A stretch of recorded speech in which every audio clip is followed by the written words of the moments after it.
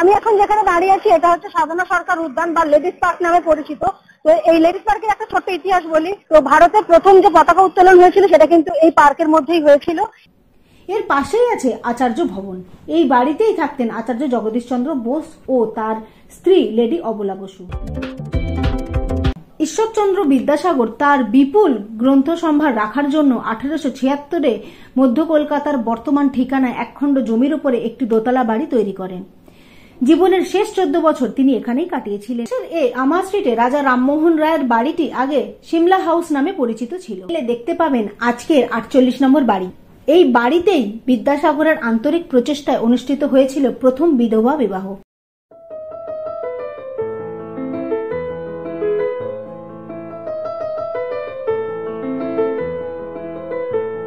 নমস্কার, আমি রুমা। আমার চ্যানেল হলিডে স্টোরি।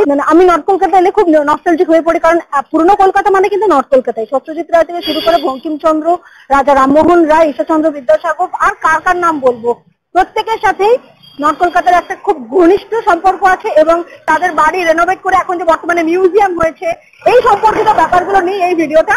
তো আমি আজকে ঘুরছি বেসিক্যালি এখানে। আর এইখানে এলে আপনি যে অটো করে যাবো, টোটো করে যাবো, রিক্সায় উঠবো, বাসে উঠবো, এরকম ব্যাপার না। এর গলিতে গলিতে কোনো না কোনো বাড়ির পিছনে একটা করে ইতিহাস রয়েছে।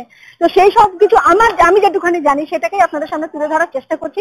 আমি মোটামুটি রাজা রামমোহন রায় রোড, হরিনাথ দে রোড, তারপরে হচ্ছে গড়পাড়, বাদুর বাগান, পার্সি বাগান, এই জায়গাটা নিয়েই আমি একটা ভিডিও বানাচ্ছি। দেখুন আপনাদের কেমন লাগে। যারা নর্থ কলকাতা থেকেছেন বা নর্থ কলকাতা কিছুদিন কাটিয়েছেন, নর্থ কলকাতার গলির সাথে পরিচিত, তারা এই ভিডিওটার সাথে খুব ভালো করে রিলেট করতে পারবেন বলে আমার মনে হয়।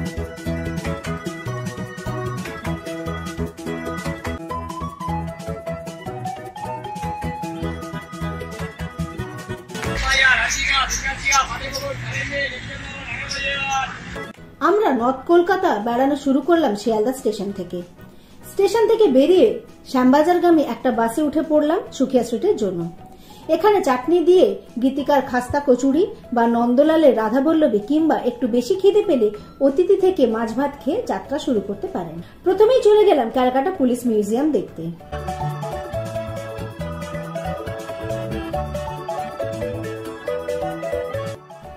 ক্যালকাটা পুলিশ মিউজিয়ামটি আসলে হলো রাজা রামমোহন রায়ের বাড়ি। উনি 1814 সালে 5 বিঘা জমির উপরে এই বাগান বাড়িটি তৈরি করেন। 1874 সালে সরকার এই বাড়িটি ভাড়া নিয়ে সুখিয়া স্ট্রিট থানা বানায়। পরে 1918 সালে 1 এপ্রিল সরকার এই বাড়িটিকে কিনে নেন। প্রায় 1 দশক পরে সুখিয়া স্ট্রিট থানা আমা স্ট্রিটে স্থানান্তরিত হয়। নমস্কার, আমি এখন চলে এসেছি কলকাতা পুলিশ মিউজিয়াম দেখতে। এই পুলিশ মিউজিয়ামটা হচ্ছে মানিকতলার কাছে যে পুলিশ মিউজিয়াম সেটা দেখতে। এটা বেসিক্যালি হচ্ছে রাজা রামমোহন রায়ের বাড়ি। তো সেই বাড়িটাই প্রিজার্ভ করে এখন পুলিশ মিউজিয়াম করা হয়। শিয়ালদা থেকে মানিকতলাগামী যে কোনো বাসে উঠবেন, সুখিয়া স্ট্রিট বাস স্ট্যান্ডে নামবেন, তাহলে আপনি এই মিউজিয়ামটা পেয়ে যাবেন। ঢুকতে কোনো এন্ট্রি ফি নেই। সকাল 10টা থেকে বিকেল 5টা অবধি খোলা থাকে, আর মানডেতে বন্ধ থাকে। তারপর 1990 সালে পুলিশের 300 বছর উপলক্ষে এই বাড়িটিকে স্থায়ী জাদুঘর হিসাবে তৈরি করার সিদ্ধান্ত নেওয়া হয়। আর 1996 সালে ক্যালকাটা পুলিশ মিউজিয়াম প্রতিষ্ঠিত হয়েছিল। কলকাতা পুলিশ মিউজিয়ামের ভেতরে এলে বিশাল বড় বোম দেখতে পাবেন সেকেন্ড ফ্লোরে ওঠার মুখে। সেটা হচ্ছে সেকেন্ড ওয়ার্ল্ড ওয়ারের সময় আমাদের এখানে পড়েছিল, বা ভাগ্যক্রমে ফাটেনি। অরিজিনাল বন্দুক ফ্রিডম ফাইটাররা ইউজ করেছেন, এবং সেইগুলো কোথায় কোথায় ইউজ হয়েছে, তারপর থেকে গানস এর কিরকম ভাবে পরিবর্তন হচ্ছে, সবকিছু ভীষণ ডিটেল ভাবে ওখানে ডকুমেন্টেড করা হয়েছে। প্লাস সেই আর্মস গুলো সেখানে রাখা হয়েছে, সেগুলো দেখতে খুবই ভালো লাগবে। ভেতরে ঢুকলে মনে হবে যেন কোন একটা ইতিহাসের যুগে চলে এসেছি। কলকাতা রাস্তায় তখন এরকম একটা পরিবেশ ছিল, ভাবলে অবাক লাগে, আর সেটা ভেতরে না ঢুকলে বোঝা যায়। রাজির উপরে যে 64টা কেস ফাইল হয়েছিল সেগুলো সবকটা ডিসপ্লে করা রয়েছে। সেইগুলো অরিজিনাল গুলোতে আপনারা হাত দেখতে পাবেন, হাত দেওয়া যাবে না। যদি আপনারা পড়তে চান তাহলে কম্পিউটার এখানে রাখা রয়েছে, কম্পিউটারে আপনারা দেখে পড়তে পারেন। আবার সফট কপি আছে, সফট কপি সিডিতে আছে, সেটা আপনারা কিনতে পারেন, কিনে বাড়ি নিয়ে গিয়ে দেখতে পারেন। আর হচ্ছে আপনারা যদি হার্ড কপি চান, হার্ড কপির জন্য বুকস আকারে আছে, সেটাও এখানে পাওয়া যাচ্ছে, সেটাও আপনারা।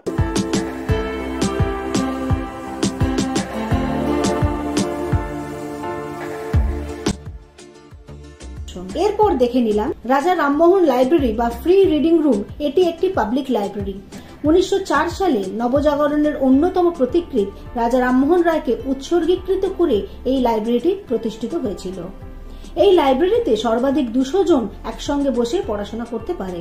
এরপর আমরা চলে এলাম সনাতন ধর্ম প্রচারণী সভা অ্যান্ড শ্রী শ্রী নগেন্দ্র মঠ দেখতে। এই স্থানটির কথা দাদা সাধক পরমহংস যোগানন্দের অটোবায়োগ্রাফি অফ যোগী এই বইটিতে উল্লেখ পাওয়া যায়। তার পাশেই আছে বিষ্ণুচরণ ঘোষের ব্যায়ামের আখড়া। বিষ্ণুচরণ ঘোষ ছিলেন একজন ভারতীয় বডি বিল্ডার এবং যোগ সাধক। তিনি ছিলেন যোগী পরমহংস যোগানন্দের ছোট ভাই। 1946 সালে তার লেখা বই অটোবায়োগ্রাফি অফ আ যোগীর মাধ্যমে বিশ্ববিখ্যাত হয়েছিলেন। 1923 সালে তিনি কলকাতার কলেজ অফ ফিজিক্যাল এডুকেশন প্রতিষ্ঠা করেছিলেন। তার লেখাগুলি ভারতে ব্যায়াম হিসাবে আধুনিক যোগের বিকাশকে প্রভাবিত করেছিল।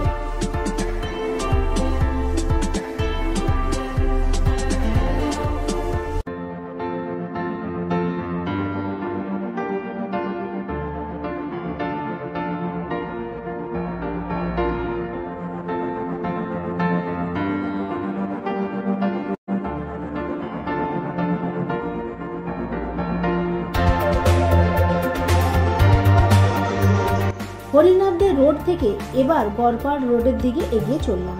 খোঁজ করলে এই অঞ্চলে অনেক ইতিহাস ও বড় বড় মানুষের থাকার হদিশ পাওয়া যাবে। এবারে ঘুরে নিলাম হরিনাথদের রোড গড়পাড় অঞ্চল। উপেন্দ্র কিশোর, সুকুমার রায়, সত্যজিৎ রায়, ভাষাবিদ হরিনাথ দে, ব্যায়ামাচার্য বিষ্ণু ঘোষ আর তার দাদা সাধক যোগানন্দ গিরি, আয়রন ম্যান নীলমণি দাস, সাধু নগেন্দ্রনাথ, যার নামেই নগেন্দ্র মঠ, প্রবাসী পত্রিকার সম্পাদক রমানন্দ চট্টোপাধ্যায়, কাজী নজরুল ইসলাম, এই রকম আরো অনেক মহান ব্যক্তিত্ব একসময় থাকতেন এই অঞ্চলে। এই যে গলিটা দেখতে পাচ্ছেন, এই গলিটা হচ্ছে গড়পাড় রোড আর রামমোহন কানেক্টেড রাস্তা।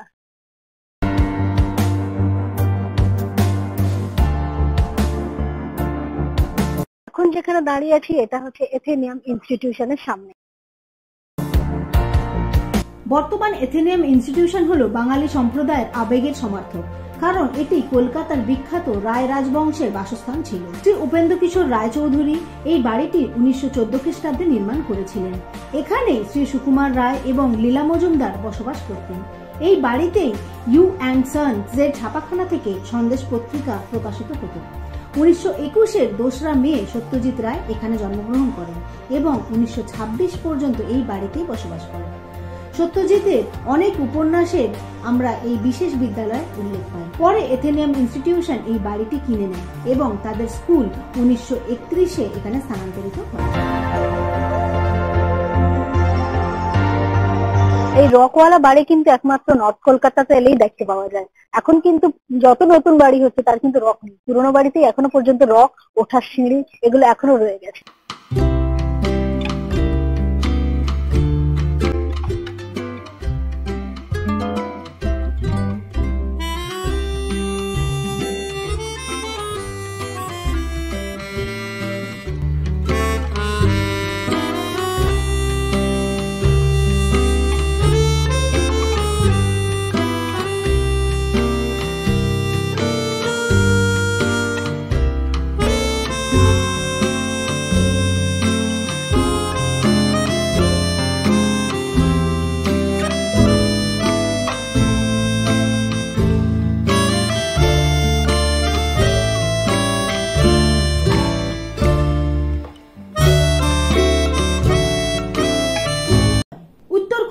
গলি দিয়ে হাঁটতে হাঁটতে বেরিয়ে পড়লাম লেডি অবলা বোস স্কুলের সামনে। জগদীশ বোসের স্ত্রী ছিলেন লেডি অবলা বসু। তিনি ছিলেন সমাজ সংস্কারিকা, শিক্ষাবিদ ও সুলেখিকা। নারী শিক্ষার প্রসার ও বিধবাদের জীবনযাপনে সাহায্য করার জন্য তিনি বিশেষভাবে পরিচিত। এখানে বলে রাখি, কলেজ স্ট্রিট চত্বর নিয়েও একটি বিস্তারিত ভিডিও বানিয়েছি। বই কেনা ছাড়াও এমন অনেক বিখ্যাত জায়গা আছে সেখানে, যেগুলি দেখতে পায়ে হেঁটে ঘুরে বেড়াতে বেশ ভালোই লাগবে। এখন আমি হাঁটছি এপিসি রোডের ওপরে। এপিসি রোডের একদিকে হচ্ছে সায়েন্স কলেজ আর উল্টো দিকে হচ্ছে আয়ুর্বেদিক হসপিটাল। কলকাতার একমাত্র আয়ুর্বেদিক হসপিটাল হচ্ছে এটা। তো আয়ুর্বেদিক হসপিটালের ঠিক পাশেই হচ্ছে সাধনা সরকার উদ্যান বা লেডিস পার্ক নামে যেটা পরিচিত। আর পাশে যে গলিটা আছে, গলিতে যদি ঢুকে যান তা লেডি অবলা বসু স্কুল আছে এই গলির মধ্যে। আমরা দেখলাম আয়ুর্বেদিক হসপিটাল, তার পাশে আছে M N Chatterjee eye hospital. এর উল্টো দিকে ফুটপাতে আছে সায়েন্স কলেজ। সায়েন্স কলেজের ফুটপাতে অনেকগুলি ঐতিহাসিক বাড়ি আছে, সেগুলো আজকে দেখবো। তো এইরকম ভাবে কলকাতা হাঁটাহাঁটি করছে নর্থ কলকাতায়। দেখি আর পরে কি দেখা যায়।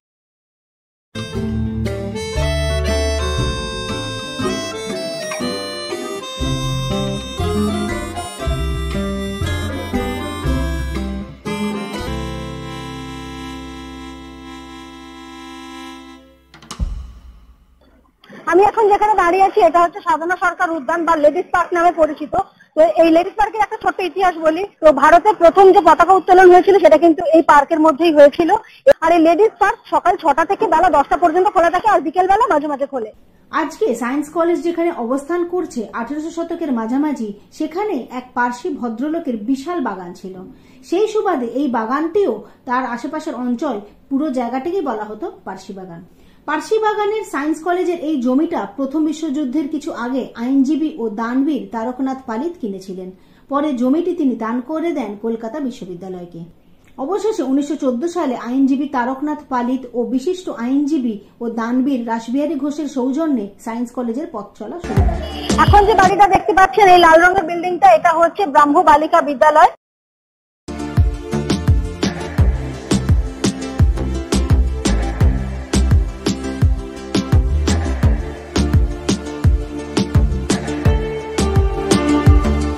এই বিখ্যাত বাড়িতেই থাকতেন আচার্য জগদীশচন্দ্র বোস। ইনি উদ্ভিদ বিজ্ঞানী, প্রত্নতত্ত্ববিদ ও তার ওপরেও ছিলেন কল্পবিজ্ঞানের লেখক। উনি রেডিও বিজ্ঞানের জনক ছিলেন এবং ক্রেস্কোগ্রাফিক যন্ত্রের আবিষ্কারকও ছিলেন। এর পাশেই আছে আচার্য ভবন। এই বাড়িতেই থাকতেন আচার্য জগদীশচন্দ্র বোস ও তার স্ত্রী লেডি অবলা বসু। এই ভবনটি তৈরি হয়েছিল 1902 সালে। বর্তমানে এই বাড়িটি জেসি বোস সায়েন্স হেরিটেজ মিউজিয়ামে কনভার্ট করা হয়েছে। আমি এখন যে রাস্তার উপর দাঁড়িয়ে আছি এটা হচ্ছে বসু বিজ্ঞান মন্দিরের ঠিক সামনে।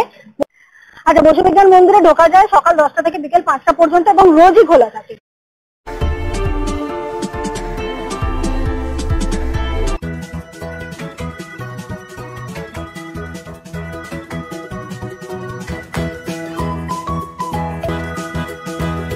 সায়েন্স কলেজ আর বসু বিজ্ঞান মন্দিরের মাঝে একটি গলি দিয়ে ঢুকলেই দেখতে পাবেন এই 12 নম্বর বাড়িটি। এখানে একসময় ছিলেন রামেন্দ্র সুন্দর ত্রিবেদী। ইনি রিপন কলেজের অধ্যক্ষ ছিলেন। বিজ্ঞান ও দর্শনের বিষয় বহু তথ্য ইনি খুব সহজেই বাংলায় লিখেছিলেন। তিনি ছিলেন বঙ্গীয় সাহিত্য পরিষদের প্রাণপুরুষ। রবীন্দ্রনাথ ওনার সম্পর্কে লিখেছিলেন, তোমার বাক্য সুন্দর, তোমার হাস্য সুন্দর, তুমি রমেন্দ্র সুন্দর। রামেন্দ্র সুন্দরের পাশের বাড়িটি 14 নম্বর বাড়ি। এই বিখ্যাত বসু বাড়িতে একসময় 4 ভাই কৃষ্ণশেখর, শশীশেখর, রাজশেখর ও গিরিশচন্দ্র শেখর থাকতেন। এই 14 নম্বর বাড়িতে প্রায় আড্ডা বসত, আর সেই আড্ডায় থাকতেন নজরুল, বিপ্লবী পুলিন দাস, আচার্য রায়, সত্যেন্দ্রনাথ বসু, মেঘনাথ সাহা এবং আরো অনেকে।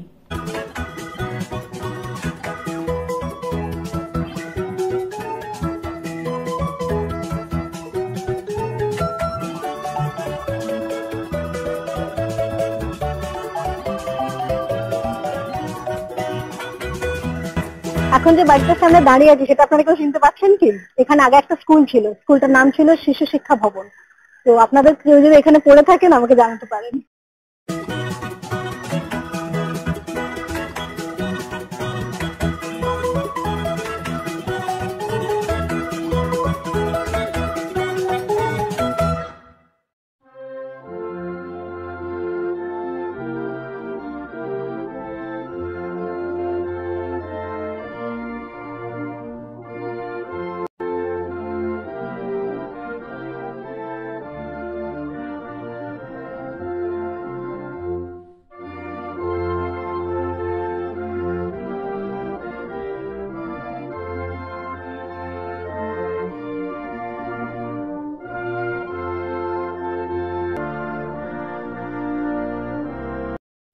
এবারে আমরা হাঁটতে হাঁটতে বাদুর বাগানের দিকে যাচ্ছি। ঘুরতে ঘুরতে আর একটা গলিতে এসেছি নর্থ কলকাতা, সেটা হচ্ছে বাদুর বাগান লেন। এখন আমি দাঁড়িয়ে আছি বাদুর বাগান যে পার্ক আছে বা বিদ্যাসাগর উদ্যান এখন নাম হয়েছে, তার সামনে দাঁড়িয়ে রয়েছি।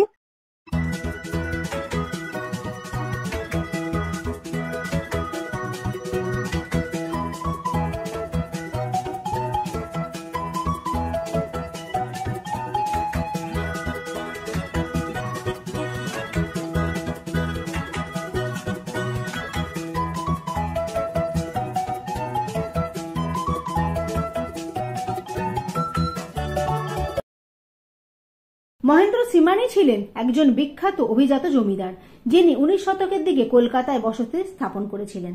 শ্রীমানি পরিবারের বাড়িটি 1911 সালে নির্মিত হয়েছিল। এখনো ঠাকুর দালানে মহেন্দ্র শ্রীমানির আবক্ষ মূর্তি রয়েছে। এই বাড়ির দুর্গাপূজা প্রায় 100 বছরের পুরনো। এখানকার দুর্গা প্রতিমাকে ঐতিহ্যবাহী ডাকের সাজে সজ্জিত করা হয়। আমি এখন যেখানে দাঁড়িয়েছি এটা হচ্ছে শ্রীমানি বাড়ি। এখানে বনেদি বাড়ি দুর্গাপুজো বলতে যেগুলো বুঝি তার মধ্যে এটাও একটা সেরকমই বাড়ি, যেখানে বহুদিন আগে থেকে দুর্গাপুজো চলে আসছে। এবং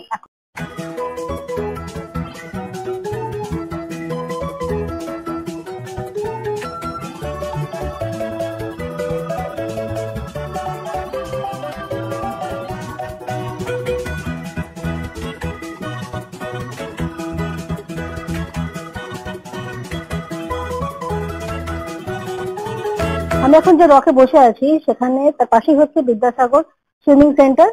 এটা আগে নাম ছিল চৌধুরী পুকুর। এই গলি থেকে বেরোলেই হচ্ছে শ্রীমানি বাড়ি।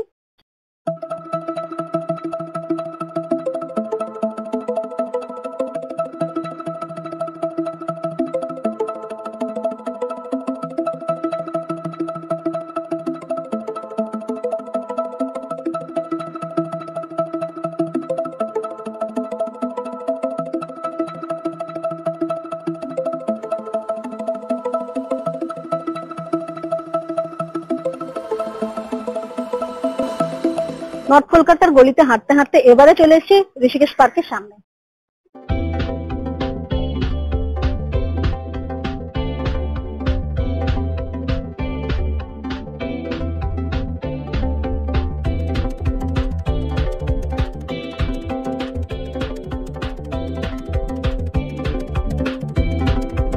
ঈশ্বরচন্দ্র বিদ্যাসাগর তার বিপুল গ্রন্থ সম্ভার রাখার জন্য 1876-এ মধ্য কলকাতার বর্তমান ঠিকানায় একখণ্ড জমির উপরে একটি দোতলা বাড়ি তৈরি করেন। জীবনের শেষ 14 বছর তিনি এখানেই কাটিয়েছিলেন, এই বাড়িতে।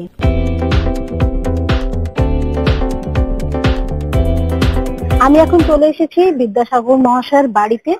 আর এই বাড়িটা হচ্ছে ঋষিকেশ পার্ক যেটা আছে ঠিক তার উল্টো দিকে। এই বাড়িতে সাগর দর্শন করতে এসেছিলেন শ্রী রামকৃষ্ণ। তিনি ঘোড়ার গাড়ি থেকে নেমে ঈশ্বরচন্দ্র বিদ্যাসাগরকে বলেছিলেন, সাগর দেখতে এলাম। ওই ঘরেতেই বিদ্যাসাগর মহাশয়ের সাথে রামকৃষ্ণের দেখা হয় প্রথম।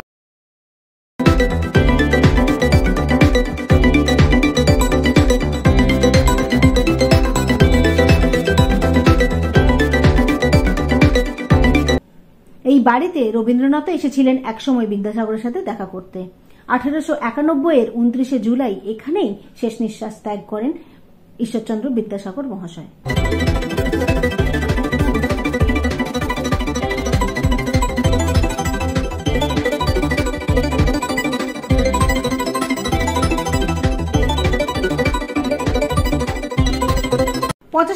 আমা স্ট্রিটে রাজা রামমোহন রায়ের বাড়িটি আগে সিমলা হাউস নামে পরিচিত ছিল।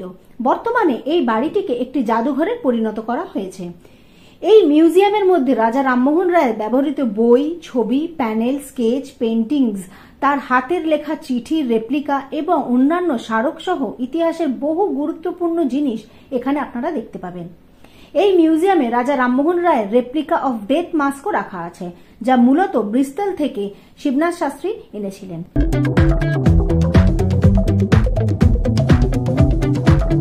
এখন আমি চলে এসেছি রাজা রামমোহন রায়ের বাড়িতে। ওনার বাড়িটাকে এখন পুরোপুরি মিউজিয়াম রূপে কনভার্ট করা হয়েছে। তো ফার্স্ট ফ্লোরে উঠেছি। ফার্স্ট ফ্লোরে উঠলেই মিউজিয়ামে ঢোকা যাবে। তো মিউজিয়ামে ঢোকার জন্য 10 টাকা করে এন্ট্রি ফি লাগছে ভারতীয়। আর কোনো বিদেশি হলে তাদের 50 টাকা লাগছে। আর আপনি যদি ছবি তুলতে চান, ফটোগ্রাফি করা যদি আপনার ইচ্ছা হয়, তাহলে আপনার লাগবে 50 টাকা করে পার।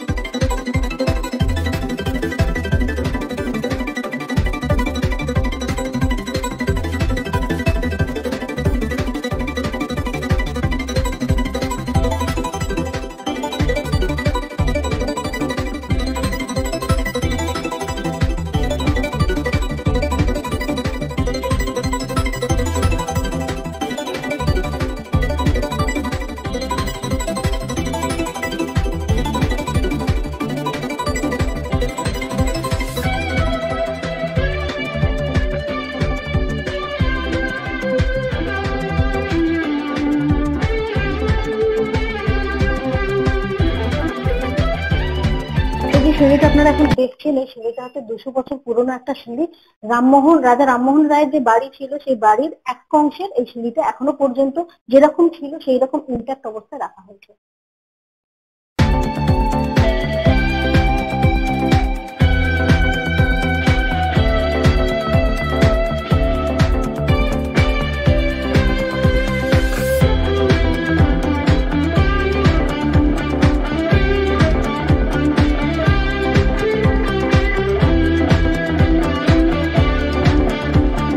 উল্টো দিকের ফুটপাত দিয়ে গেলেই দেখতে পাবেন ক্যালকাটা একাডেমি স্কুল। এই স্কুলে একসময় অনেক গুণী ব্যক্তি পড়াশোনা করেছিলেন। তারপর আমরা আবার রাজা রামমোহন রায়ের বাড়ি পেরিয়ে চলে গেলাম ঘোষের মিষ্টির দোকানের দিকে। সেখানে এক ভাঁড় রাবড়ি খেয়ে ঢুকে পড়লাম তার পাশের গলিতে।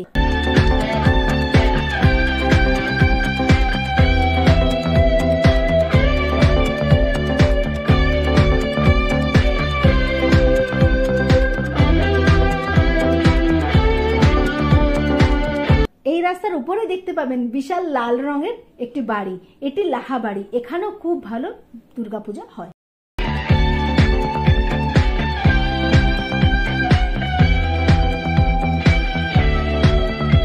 এই কৈলাস বসু স্ট্রিটে এলে দেখতে পাবেন আজকের 48 নম্বর বাড়ি।